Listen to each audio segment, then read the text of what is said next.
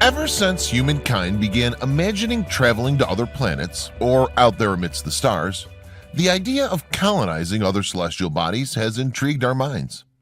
Most people focused on our nearest planetary neighbor, Mars, in discussions about human colonization and leaving Earth for adventure, increased natural resources, and even saving our species.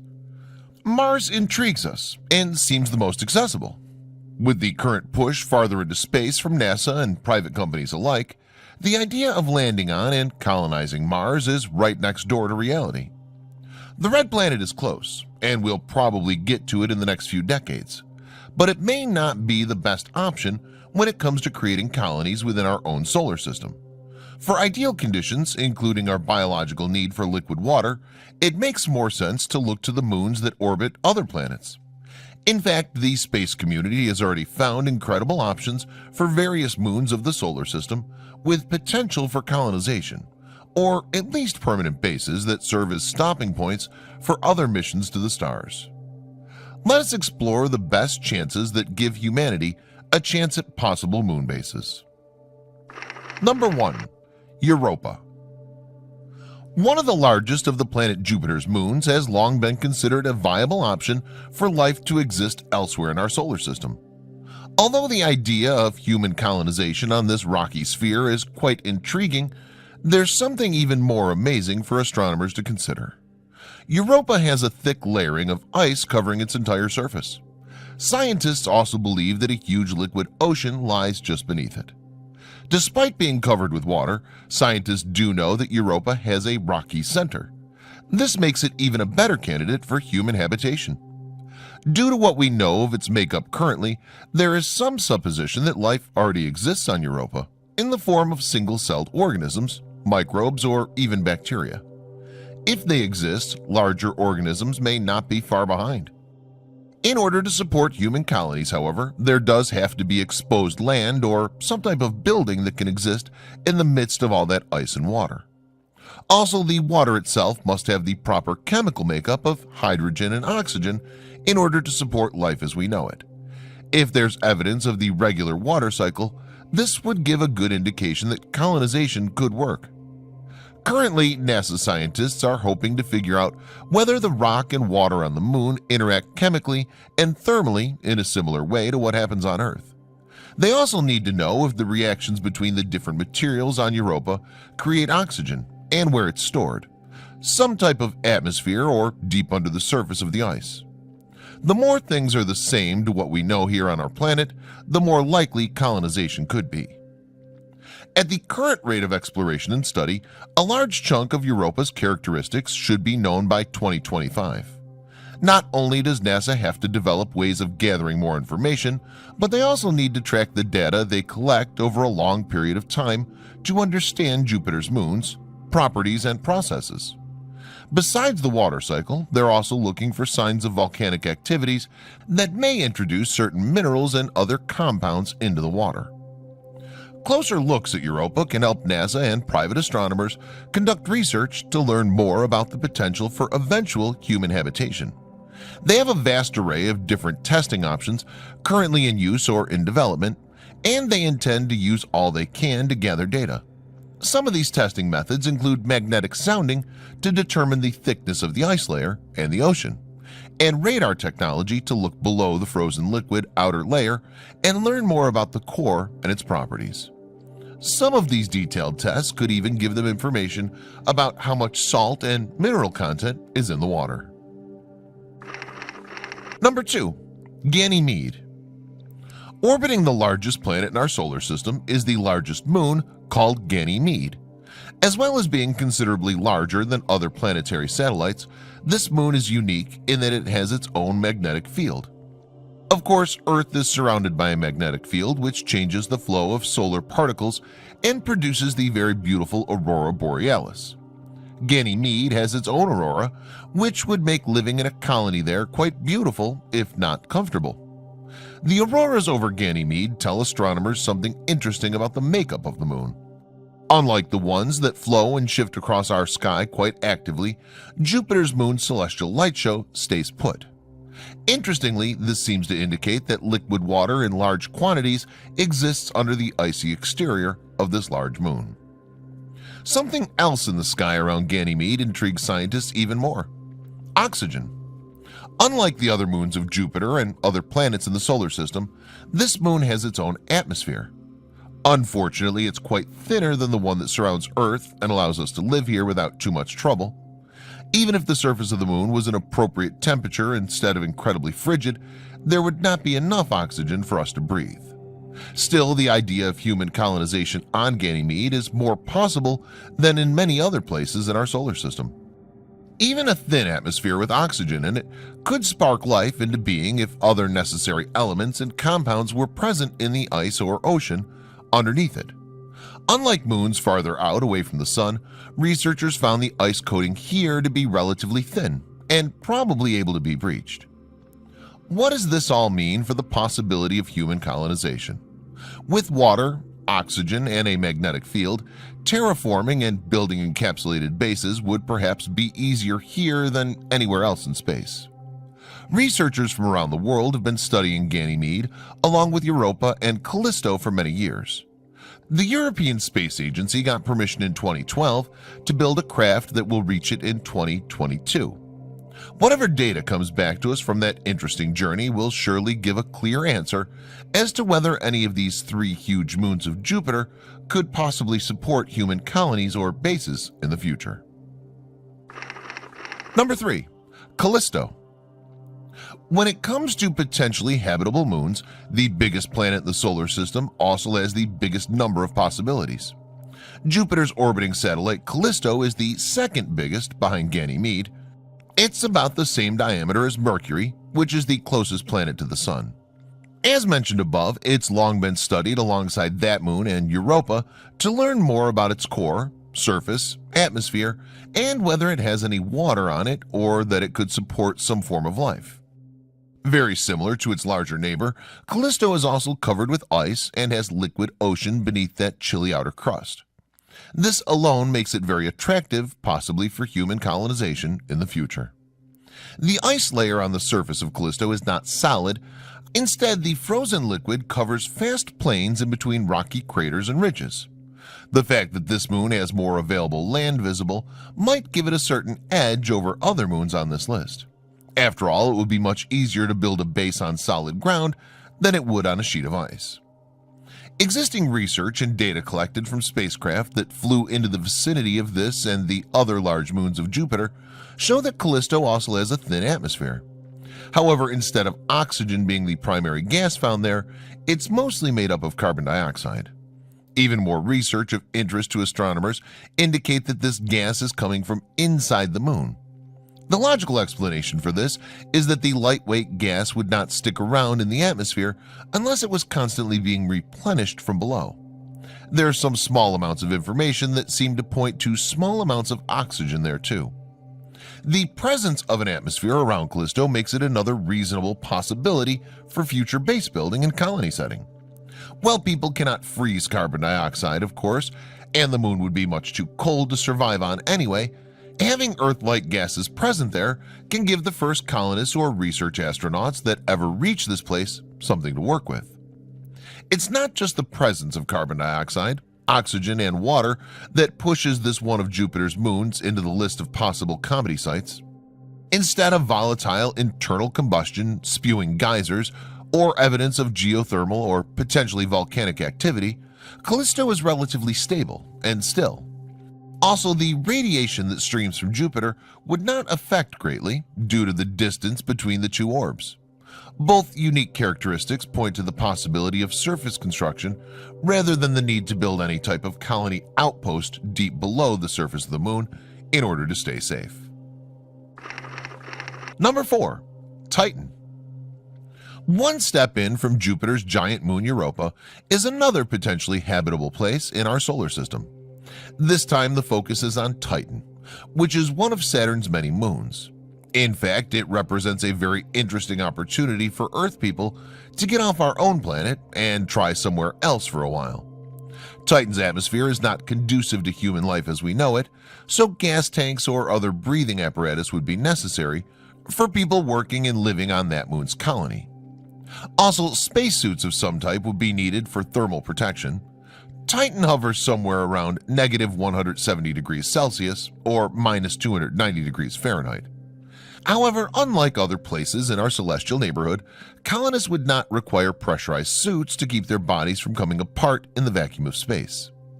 This is due in part to Titan's very similar gravity to a certain environment that humans have experienced before, Earth's moon. Just like the first man who walked on the moon could bound almost effortlessly across its surface, people who lived or worked in a human colony on Titan could also travel in this way. Walking would be rather awkward, but scooting across the surface in some self-powered vehicle would be a breeze. Not only is this moon of Saturn ridiculously cold, but it's also rather dark. Earth receives between 300 and 1,000 times more light than Titan does. The wide disparity in numbers has to do with Titan's thick cloud coverage. Unfortunately, unlike Earth, these clouds are not made from ordinary water. Instead, they're noxious methane gases that will not help humanity survive in any way. With inhospitable air, a lack of water, cold temperatures, and dim light, any colonization effort would require more artificial energy sources than Europa, for example. Titan intrigues astronomical scientists because of its proximity to Saturn and its unique topographical features. In the future, if people land on this faraway moon, they can explore rivers and lakes of liquid methane, mountain ranges that challenge those on Earth, and of course the amazing view of the ring planet. Seen from our moon, Earth looks like a faraway blue marble. Saturn, seen from Titan, would fill a third of the sky. Number 5. Enceladus. Titan is not the only moons orbiting Saturn that some people consider appropriate for future human colonization. Enceladus, one of the larger satellites of the ring planet, tops the list of other places in our solar system that may not only support life but already have it. The similarities between some of the chemicals, compounds, and activities going on there mimic those that launched the beginning of life on Earth so closely that researchers believe things could already be underway up there for entirely new species. What are these materials and mysterious processes that could create life on Enceladus? When the Cassini spacecraft flew near Saturn, it observed many of its moons, took plenty of pictures, and even collected samples of particles in the space surrounding them. When it flew past Enceladus, it noted that the surface of this moon was interrupted by geysers that were throwing ice crystals out into space. The analyzation of some of these crystals found an intriguing combination of water, nitrogen, and organic carbon. On Earth, water, nitrogen, and carbon were the original building blocks of life as they were mixed together with the solar energy that bombarded our young planet. Not much energy from the sun reaches Enceladus, however. Scientists believe that whatever energy creates these massive geysers could spark life into being. Of course, because this moon is so far out into space, the surface is covered with solid ice. The idea that microorganisms or other hitherto unknown forms of life could lurk beneath its surface is highly interesting to space scientists. Although human colonization on this moon would have just as many hardships as on Titan, Enceladus gives astronomers a more direct reason to establish a base there. With a stronger possibility of life already existing there, it makes sense to want to get down on the surface for further study. The geysers themselves, which form giant cracks or tiger stripes in the thick ice surface, may provide a possible heat and energy source to help establish a scientific base on the moon. Through careful calculations and study, they determine that the concentrated collection of thermal jets create approximately as much heat as 20 power stations fueled with coal. This would be enough to establish some type of limited colony there. Before you or scientists get too excited about the idea of human colonization of Enceladus, however, it's important to realize that the moon has virtually no atmosphere or gravity. This would make it very difficult to build a structure, travel around the moon's surface, or survive at all. Number 6. Mimas. Like other gas giant planets in our solar system, Saturn has multiple moons that could be a future site of human colonization or space bases. Mimas, which has been coined the Death Star after the space station in the popular Star Wars franchise, is another moon that was scanned by the spacecraft as it flew by the large planet. It discovered quite a similar structure to the other large moons on this list. Mimas consists of rock, ice, and the potential for an underground liquid ocean. Again, although water is so important when it comes to supporting life of any type, it's not the only thing that people need to successfully live in a location. Mimas shows no evidence of other life-building compounds, enough oxygen, hydrogen, or any carbon with which to create organisms of any kind. However, even on a seemingly dead world, people can utilize the surface and the energy stored within to support some type of enclosed colony or base. Besides the already intriguing possibilities of what microorganisms could possibly grow in the vast body of water, Mimas exhibits and other characteristics that scientists find quite interesting. Cassini recorded the moon while going back and forth rhythmically as it orbited Saturn. The main accepted explanation for this movement suggests a large body of water or geological activity under the ice that covers the ground.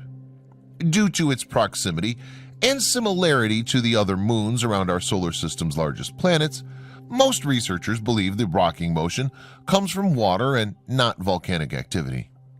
The measurement and scan suggest a 15 to 18 mile layer of ice that covers the ocean below.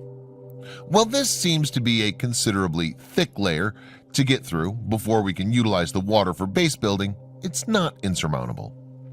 There is another possible reason why Mimas is rocking back and forth, however, and this one provides no benefits for humankind and our future designs on far-off moons for building colonies and settlements. The moon could simply have an oddly shaped core that throws its balance off-center. Saturn, after all, is a massive planet with the unique feature of the rings that have their own gravitational pull. With all that force working on Mimas' orbit, an uneven core could definitely cause a wobble. Unfortunately, none of these possibilities could be proven unless the spacecraft actually landed on the moon and conducted more in-depth studies. These are the types of questions that make the plan to create human bases or colonies on other planets or moons extremely difficult. Before we can even entertain the thought of sending people to Mimas, for example, so much more research needs to be done. With interplanetary distances being as large as they are, each research trip can take a decade or more. Number 7. Miranda. If you adjust your telescope and look even farther out into the dark reaches of space, you'll spy a moon orbiting Uranus that's called Miranda. Although it's smaller than this planet's other 4 moons, it offers the best chance at human colonization out of any of them. One of the key features that scientists always look for when musing about the habitability of other planets and moons is the presence of ice. Miranda has plenty of ice, and in fact it seems to be at least halfway made of it. Some astronomers think it might be possible for liquid water to exist deep underneath, but the data supporting that is slim at present, and the distance from the warmth of the sun makes it less possible than 4 moons closer in.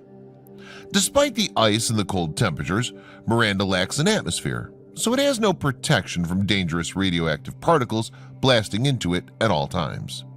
They're drawn in by Uranus's gravity and magnetosphere. One thing that makes some people believe Miranda could be the site of a human base is the fact that its surface has multiple large chasms on it.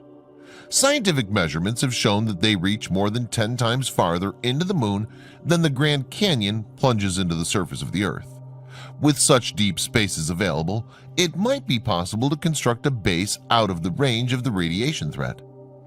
These chasms, coupled with the idea of liquid water somewhere deep within Miranda, point to the possibility of considerable geological upheaval or activity taking place within the center.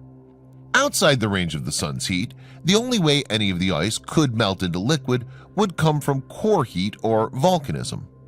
Most scientists would not entertain this idea because there's really not much evidence of it occurring. Compared to the closer in and more popular moons around the giant gas planets, Uranus's smallest satellite does not get much attention. A large human colony on Miranda remains a rather far-fetched idea. However, imagination provides what science does not yet allow. Some type of off-Earth base used for faraway space exploration may be an option in the far future. These would require considerable strength, protection, and environmental handling. Miranda is quite small and lacks enough mass to create sufficient gravity for comfortable living. For example, if a person in a spacesuit traversing one of the chasm cliffs accidentally fell, they would float down gently like a feather in the wind. The lack of apparent danger from falls on Miranda, however, does little to assuage all the other definitely deadly characteristics of this far-off moon. Number 8. Triton. The world has not seen anything from Neptune's biggest moon, Triton, since 1989. It was in that year when the Voyager 2 craft flew past that far-off planet and captured photographs of it and the moon surrounding. Although technology back then was not what it is today, researchers still found quite a lot of information in those cold and colorless snapshots. Triton consists of freezing rock and ice made out of nitrogen. Some markings on the surface seem to have given an indication that this moon could also contain liquid water hidden deep beneath the frozen exterior. The chance of it being livable is extremely slim. However, where there's water, scientists suggest that life could possibly exist given the right conditions and elements otherwise present. Besides the possibility of liquid water and nitrogen, which are both important for the creation of life, Triton also has a very thin atmosphere. There's no way to tell what kind of gases are present in it, however, and it's simply not thick or dense enough to really make any change to the habitability of this moon. Any way you look at it, Triton is not one of the best choices for human colonization. With temperatures around -390 degrees Fahrenheit, this moon represents the coldest place ever discovered, not only in our solar system, but in the universe itself. However, if a research vessel was able to reach Neptune with scientists and builders on board, a highly fortified and technologically advanced base would afford quite an impressive opportunity to study the outer reaches of our solar system. Why is Triton more interesting than other frozen rocks on their incredibly long orbits around the Sun? One unique characteristic of this moon is the presence of shiny or reflective planes scattered across its surface. They look and act a bit like metal, although scientists generally believe they're a combination of nitrogen, dust, and water that's erupted from deep beneath the surface to settle like ponds over the rocks and freeze in place. The thin atmosphere plays a role in this process because it has just enough force to push the mixture out smoothly. Another unique mystery that makes Triton spark the curiosity of researchers who study both Neptune and its moons is the odd difference between the two celestial bodies.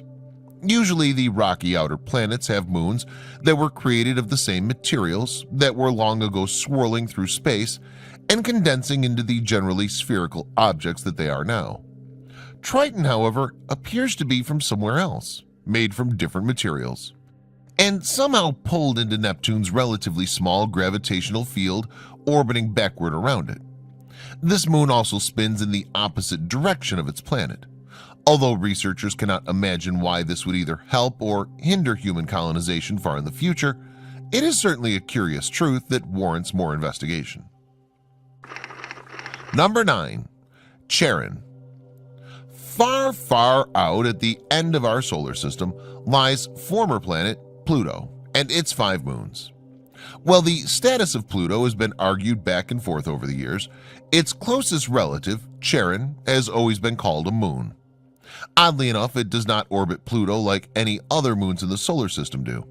Instead, the two celestial orbs spin around a central point between them.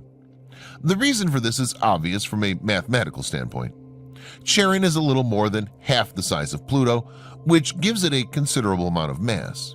The competing gravitational pulls of one to another creates a fulcrum between the two rather than inside of the larger one. This intriguing fact and many others were discovered when the New Horizons spacecraft flew past the dwarf planet and its relatively giant moon in 2015. The intriguing photographs showed interesting characteristics of both objects. Astronomers were surprised to determine that the surfaces of both objects were not as old as they should have been. It seemed that Charon and Pluto came into being around the same time.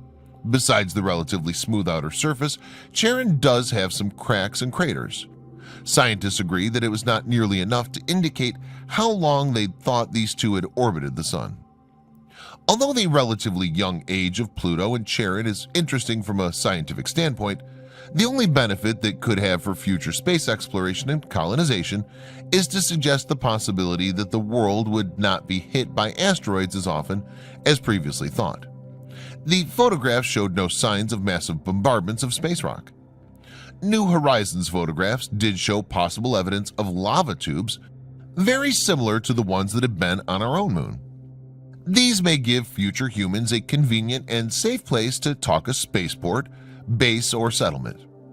Also, there is some indication that Charon's weak atmosphere may form on the interior and the gases released to the surface due to the geological activity. An interesting history, unique orbital path with its dwarf planet, and lava tubes definitely sparked the interest of space researchers. However, the relatively small size and exceedingly cold temperatures on Charon make the idea of colonizing it almost ridiculous. Before that ever could possibly occur, scientists would need to reach much closer moons around other planets. Right now, the focus is primarily on Mars as the next point of exploration into our solar system.